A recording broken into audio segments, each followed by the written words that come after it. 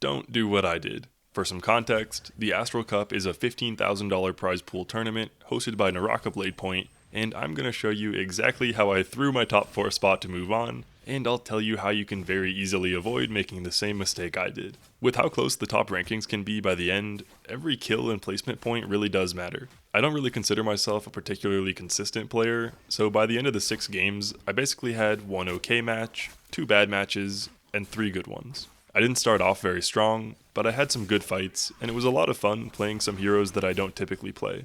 Anyways, Game 4 was one of my biggest games, with 6 kills and 2nd place, adding up to 12.6 points. I was playing Zipping, which is a character I probably have about an hour of gameplay on, so I was pretty happy with that score. Going into Game 5, I was back on my main, and with 4 kills and 19 people left, it was looking pretty good, but Daeldur's Takeda said otherwise. So I knew I needed a decent Game 6 to have a chance at top 4.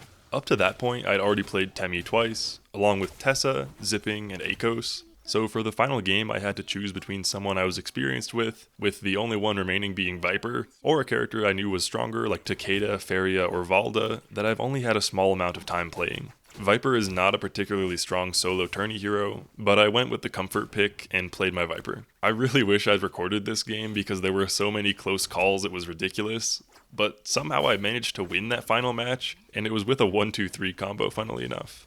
Now you're probably wondering what went wrong, and at this point, as the organizers were tabulating all the scores, I had no idea. In my head I thought I did well enough to be top 4, but I really wasn't sure.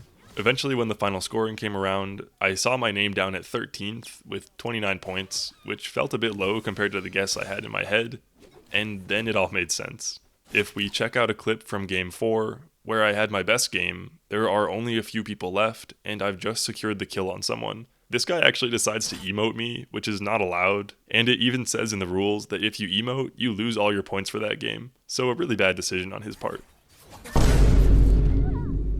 Yeah, that explains the 13th place. I almost didn't even want to check, but I had to know how bad I messed up.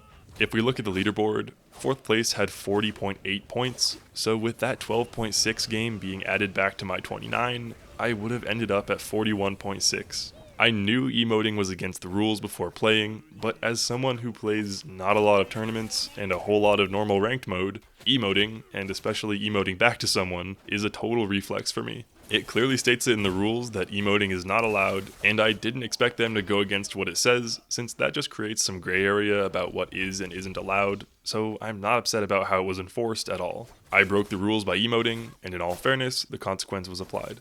Does that mean I totally agree with the rule? Not necessarily, but it isn't there for no reason. It exists to help prevent toxicity before it starts, and I guess people have also used them to identify each other for soft teaming in the past. Although it still does feel a little harsh to lose an entire game's worth of points over an accidental friendly emote in response to an unfriendly one, so I do wish the consequence could be adjusted to something less severe, but ultimately, I would just add an option to disable emotes in custom lobbies. It would be really easy to implement, and then this wouldn't even need to be a rule in tournaments. Until they add something like that though, if you're ever participating in a tourney with a no emote rule, just take your emotes off the wheel. That way, even if you instinctually emote without thinking like I did, you just won't have any to use. Congrats to everyone who qualified, it was a blast to participate, and I'm sure I'll be seeing some of you next week for a second chance to qualify. If you missed this week's qualifiers, be sure to check out the next one live this Sunday on the official Naraka Bladepoint Twitch channel. That's about it for today though, don't be stupid like me, and I'll see you next time.